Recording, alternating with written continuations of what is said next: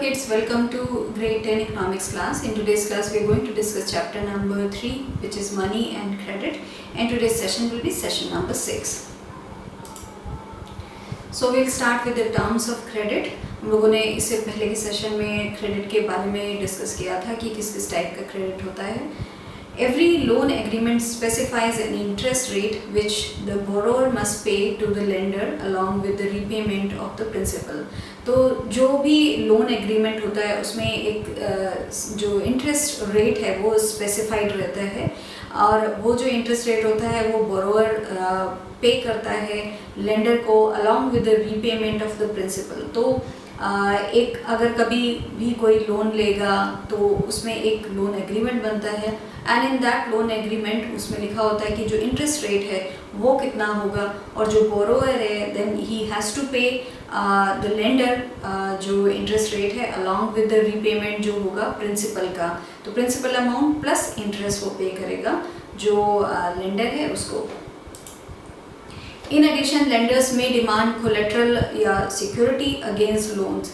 तो इसके साथ साथ जो इंटरेस्ट है और उसके साथ जो रीपेमेंट ऑफ द प्रिंसिपल होगा, along with that also lenders जो हैं they can demand collateral उनको चाहिए या फिर as a security कोई चीज़ चाहिए. Let's say we can understand this collateral as कि अगर किसी को let's say 10 lakhs का उनको लोन चाहिए तो they have to have some assets. उनके पास कोई एसेट होना चाहिए कि जिसके अगेंस्ट में जो लेंडर है वो उनको पैसे देगा.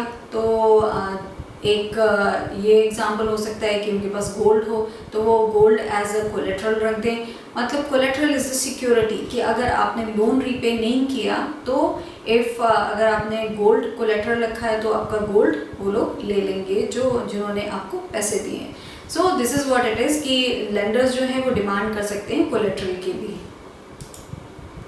Collateral is an asset that the borrower owns, such as land, building, vehicle, livestock, deposits with bank, and uses this as a guarantee to a lender until the loan is repaid. तो collateral क्या है? वो एक asset है जो कि borrower जो है वो own करता है. तो जो भी पैसे borrow कर रहे हैं वो उस चीज़ को own करता है, तो वो उसका होना चाहिए. वो हो सकता है land, building, it could be vehicle, life stock हो सकते हैं, डिपॉजिट विद बैंक्स हो सकते हैं, तो कुछ भी हो सकता है इनमें से. ये सारी जो चीज़ें हैं वो जो बोरोवर है वो ओन करता है और वो एज अ कोलेट्रल रख सकता है इन सब चीज़ों को. तो ये जो सारी चीज़ें अभी मेंशन करी हैं, फॉर एन एग्जांपल ये सारी चीज़ें हैं, there could be more things also. वो यूज़ करते हैं एज ए गारंटी, वो एज अ गारंटी देते हैं लेंडर को अंटिल जो लोन है वो रिपे होता है. तो अगर if the interest and principal amount is repaid back, then जो सिक्योरिटी एज अ सिक्योरिटी जो कोलेट्रल रखा था, then it is given back to the person जिनका वो था. If the borrower fails to repay the loan, the lender has the right to sell the asset or collateral to obtain payment. Now, in this situation, if the borrower जो है that person fails to repay the loan, तो अगर वो जो loan है वो repay करना वो fail कर जाते हैं, प्रिंसिपल नहीं पे कर पाते हैं, इंटरेस्ट नहीं पे कर पा रहे हैं, वट एवर इट इज़ कि एंड में वो पे नहीं कर पा रहे हैं, तो if that is the situation तो जो लेंडर है ही हैज़ द राइट, उनके पास इस चीज़ का राइट है कि जो as a collateral as a security रखा गया है उस लोन के अगेंस्ट जो भी चीज़ है वो उसको सेल कर सकते हैं, क्योंकि then he has no other way of getting that loan back. So that is why वो कोलेट्रल रखते हैं कि इन केस अगर लेंडर पे नहीं जो इन केस वो लेंडर को पे नहीं कर पाते हैं तो लेंडर हैज़ द राइट कि वो उस चीज़ को सेल करके अपना जो पैसे हैं उसको वो निकाल सकते हैं. Property such as land titles, deposits with bank, livestock are some common examples of collateral used for borrowing. तो सम जो कॉमन चीज़ें हैं जो लोग एज अ कोलेट्रल रखते हैं बोरोइंग के टाइम पे वो हैं लैंड टाइटल्स हैं. तो अगर कोई लैंड ओन करता है तो लैंड टाइटल रखते हैं, डिपॉजिट्स हैं बैंक के साथ वो रखते हैं, लाइफ स्टॉक हैं उनको रखते हैं. ये कुछ जो कॉमन एग्जांपल्स हैं वो हैं. Interest rate, collateral and documentation requirement and the mode of repayment together comprise what is called the terms of credit. Now terms of credit क्या है? उसमें होता है interest rate, collateral, डॉक्यूमेंटेशन जो रिक्वायर्ड हैं वो सारी चीज़ें, and the mode of repayment. तो मोड ऑफ रीपेमेंट क्या होगा, इंटरेस्ट रेट क्या होगा, कोलेट्रल किस चीज़ को रखा गया है, बाकी जो सारे डॉक्यूमेंट है, आइडेंटिटी प्रूफ और इस टाइप के जो डॉक्यूमेंट है वो सारे रखे जाते हैं। तो ये सारी जो चीज़ें जिसमें आती हैं वो उसको बोलते हैं terms of credit. The terms of credit vary substantially from one credit arrangement to another. तो जो क्रेडिट अरेंजमेंट होता है तो जो टर्म्स ऑफ क्रेडिट होंगे वो वेरी कर सकते हैं, सब्सटैंशियली वो एक दूसरे से डिफरेंट हो सकते हैं। It doesn't have to be identical कि उसमें जो डॉक्यूमेंटेशन मांगा जा रहा है वो सेम हो in one loan, in another loan. So it could vary substantially from one case to another case. So it depends on the case basis. They may vary depending on the nature of the lender and the borrower. So ये इस पे भी depend करेगा कि nature of जो lender है, borrower है, वो किस टाइप का है, किस टाइप का लोन ले रहे हैं, किस चीज़ के लिए लोन ले रहे हैं, और उनकी जो इकोनॉमिक कंडीशन है वो कैसी। So there are lot of things जो इफ़ेक्ट करते हैं जो ये लेंडर और बोरोअर के बीच में जो एग्रीमेंट होता है, जो डॉक्यूमेंट्स रिक्वायर्ड हैं, तो उन सब पे ये सारी चीज़ें भी डिपेंड करती हैं ना। लोन जो कोऑपरेटिव से लिए जाते हैं, besides banks the other major source of cheap credit in rural areas are the cooperative societies और कोऑपरेटिव्स। तो अगर हम लोग if you talk about rural area, तो वहाँ पे बैंक के साथ साथ वहाँ पे major source of cheap credit जो अवेलेबल है रूरल एरियाज़ में वो कोऑपरेटिव सोसाइटीज़ के द्वारा अवेलेबल है। वहाँ पे lot of cooperative societies are there. तो अगर बैंक से नहीं लेते हैं लोग, then they take it from the cooperative societies. Now members of a cooperative pool their resource for cooperation in certain areas.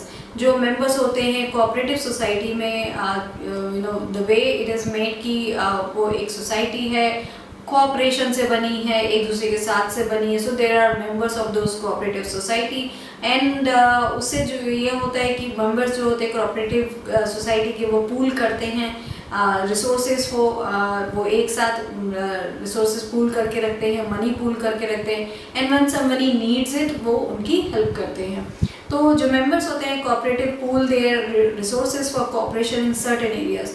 तो कुछ एरियाज में हेल्प करने के लिए वो अपने जो रिसोर्सेज हैं उनको इकट्ठा करते हैं। There are several types of cooperatives possible such as farmers cooperatives, weavers cooperative, industrial workers cooperative etc. तो a lot of cooperatives हो सकते हैं, different kinds of cooperative हो सकते हैं, वो possible हैं। कोई तो बहुत सारे cooperatives हैं, जैसे farmers cooperative हैं, weaver cooperatives हैं, industrial workers cooperative हैं। So ये सारे जो लोग हैं एक साथ मिलके जो एक cooperative हैं उसको बना लेते हैं, and that is how जो लॉट ऑफ कोऑपरेटिव्स हैं वो एग्जिस्ट करते हैं बिकॉज ऑफ अगर फार्मर्स है तो वो अपना कोऑपरेटिव बना लेते हैं, इंडस्ट्रियल वर्कर है तो उनका अपना कोऑपरेटिव है, एंड दैट्स हाउ वो जो कोऑपरेटिव सोसाइटी है वो they start helping people for their loan purposes too.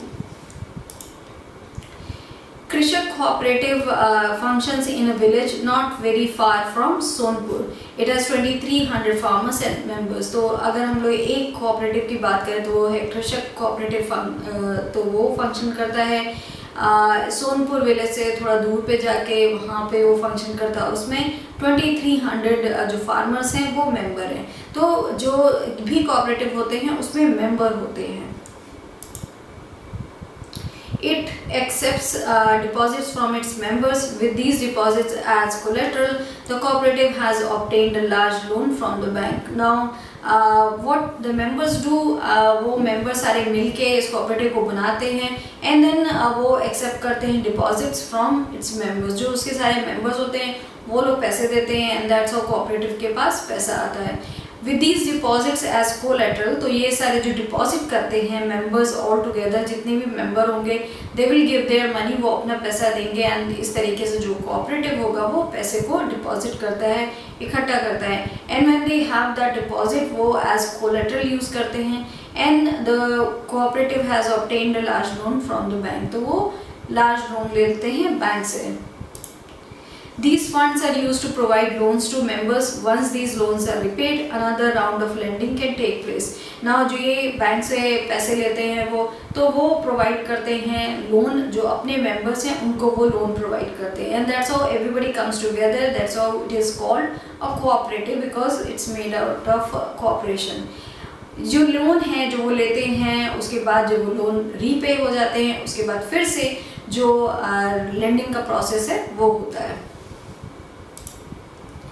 Krishak Cooperative provides loan for the purchase of agricultural implementation, loans for cultivation and agricultural trade, fishery loans, loans for construction of houses and for a variety of other expenses. So जो कृषक cooperative है जिसकी बात हम लोगों ने earlier slide में भी करी, वो लोन प्रोवाइड करते हैं डिफरेंट पर्पसेस के लिए. They will provide loan, so they provide loan for purchase of agricultural implements. So agricultural के जो इम्प्लीमेंट्स हैं उसको खरीदने के लिए वो लोन प्रोवाइड करते हैं. Loans for cultivation and agricultural trade, तो जो लोन है एग्रीकल्चर के लिए, जो ट्रेड है उसके लिए, एंड कल्टिवेशन के लिए. So a lot of people need, जो भी अपना एग्रीकल्चरल नीड्स हैं उसके लिए, कल्टिवेशन के लिए lot of people need money. तो ये जो कोऑपरेटिव हैं, स्पेशली जो कृषक कोऑपरेटिव है, जो फार्मर्स की हेल्प करते हैं, तो वो ये सब मिलके व्हेनेवर द फार्मर्स नीड, वो कल्टिवेशन, एग्रीकल्चरल ट्रेड सबके लिए लोन देते हैं.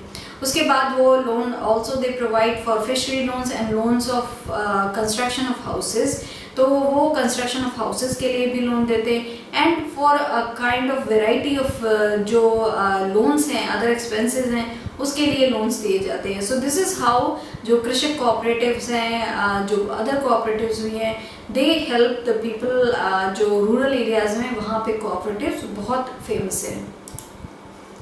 So in this session we have discussed about जो किस तरीके से जो हमारे cooperatives होते हैं, how they come together, and वो सारे जो members होते हैं उनको they provide loans, and that loans can be for variety of reasons. We have just discussed कि what variety can be there, जिस reason के लिए वो लोग loan देंगे. So this is all that we have discussed in this session. Thank you.